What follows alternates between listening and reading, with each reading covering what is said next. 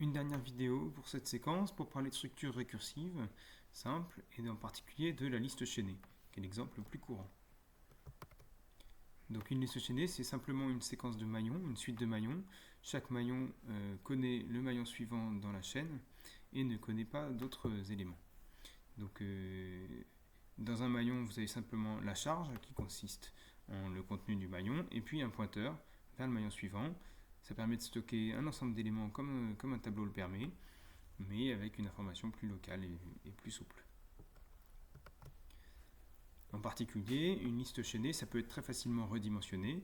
Il suffit pour ça de rajouter des éléments à la fin, de nouveaux maillons, de créer de nouveaux maillons, n'importe où dans la mémoire, et de les ajouter à la suite de la séquence.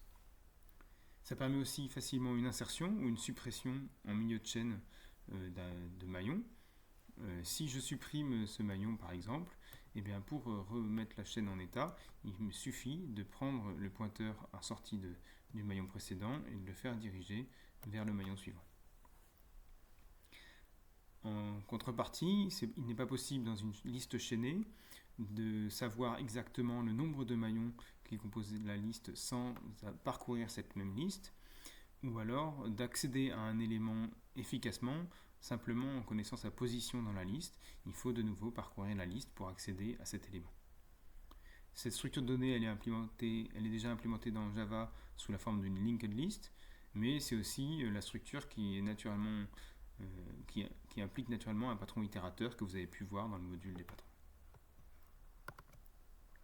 Alors juste pour faire le teasing de la séquence d'après, ce qui va nous intéresser ensuite, c'est les listes multi-chaînées. C'est-à-dire qu'on peut imaginer que chaque maillon, au lieu de posséder un pointeur vers un autre maillon, peut en posséder plusieurs, vers plusieurs autres maillons.